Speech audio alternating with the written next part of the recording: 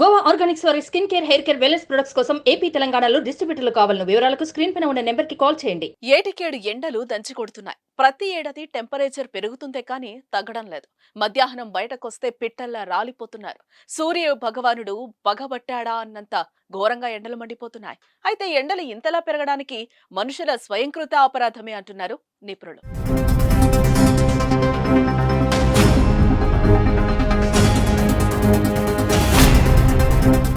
ఓ అంతర్జాతీయ సంస్థ విడుదల చేసిన నివేదిక చూస్తే భవిష్యత్తులో ఎండలు ఊహించని రీతిలో పెరిగి జనజీవనం అస్తవ్యస్తం అవ్వడం ఖాయంగా కనిపిస్తోంది. ప్రతి ఏడాది భారత్ లో ఎండలు మండిపోతున్నాయని, ఇది భవిష్యత్తుకు ప్రమాదకరమని ఆ నివేదిక వెల్లడించింది. గత కొన్ని దశాబ్దాలుగా భారత్ లో వేలాది మరణాలకు కారణమైన తీవ్రమైన వేడికాలులు భయంకరంగా పెరుగుతున్నాయని, త్వరలో మనిషి మనుగడ పరిమితిని మించి వడగాల్పులు వీచే ప్రపంచంలోని మొదటి దేశంగా భారత్ మారొచ్చని నివేదిక హెచ్చరించింది. ఏప్రిల్ 2024లో వేసవి ప్రారంభంలోనే వేడిగాలులతో భారత్ ఉక్కిరిబిక్కిరైంది.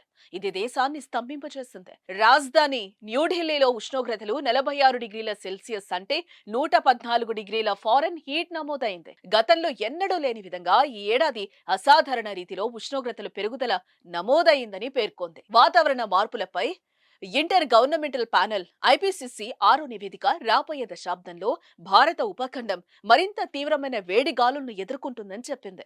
ఐపీసీసీ అంచనా ప్రకారం కార్బన్ ఉద్గారాలు ఎక్కువగా ఉంటే 2036 నుంచి 65 నాటికి భారత్ అంతటా వేడిగాలులు 25 రెట్లు ఎక్కువ ఉండే అవకాశం ఉందని G20 క్లైమేట్ రిస్క్ అట్లాస్ హెచ్చరించింది అని ఆ నివేదిక చెప్తోంది.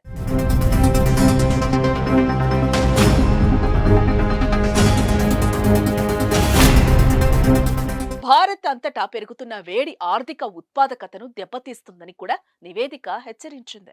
భారతదేశంలోని శ్రామిక శక్తిలో 75% లేదా 380 మిలియన్ల మంది ప్రజలు బహిరంగ ప్రదేశాల్లో పనిచేసే కార్మికులు కొన్నిసార్లు ప్రాణాంతక ఉష్ణోగ్రతల్లో పనిచేస్తున్నారు.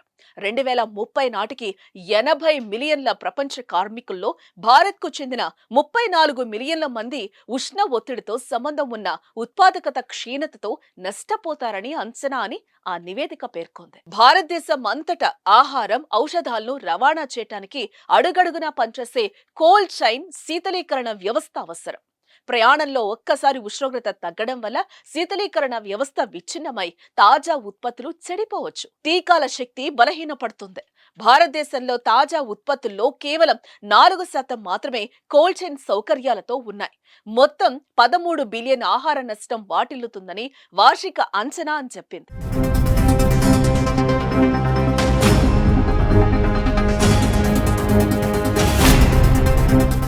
భారతదేశం అంతటా ఉష్ణోగ్రతలు పెరిగే కొద్దీ శీతలీకరణకు డిమాండ్ పెరుగుతుంది. అయితే జనాభాలో 2/3 మంది రోజుకి $2 కంటే తక్కువ ఆదాయంతో జీవిస్తున్న దేశంలో ఎయిర్ కండిషనింగ్ యూనిట్ సగటు ధర $260 నుంచి $500లకు చేరొచ్చు. విలాసవంతమైన ఎయిర్ కూలింగ్ సిస్టంలు కొంతమందికి మాత్రమే అందుబాటులో ఉంటాయి. ఇండియా కూలింగ్ యాక్షన్ ప్లాన్ ఐక్యాప్ లో సమర్పించిన విశ్లేషణ ప్రకారం కేవలం 8% భారతీయ కుటుంబాలు మాత్రమే ఎయిర్ కండిషనింగ్ యూనిట్లను కలిగి ఉన్నాయి. దీన్ని బట్టి చూస్తే సామాన్య మానవుడు భవిష్యత్తులో బతికేది కష్టమనే చెప్పాలి. కనీసం వసతులు ఉంటేనే కుటుంబ భారం అధికమవుతున్న వేళ సహజ సిద్ధంగా లభించే వనరులు కూడా డబ్బులు పెట్టి కొనుక్కునే పరిస్థితి రావటం బాధాకరమనే చెప్పాలి. ఇప్పటికే నిప్పు నీరును కొనుక్కుంటున్న మానవుడు భవిష్యత్తులో గాలిని కూడా కొనాల్సి వస్తుందనడంలో ఎటువంటి సందేహం లేదు. వీటన్నింటినీ అధిగమించాలంటే అందరి ముందు ఉన్న ఏకైక మార్గం విరివిగా చెట్లను పెంచడమే. ప్రతి ఒక్కరూ తమ వంతుగా చెట్లను పెంచండి. మీ పిల్లల భవిష్యత్తుకు చల్లని నీడనివ్వండి. ఏమంటారో మీరు కామెంట్ చేయండి.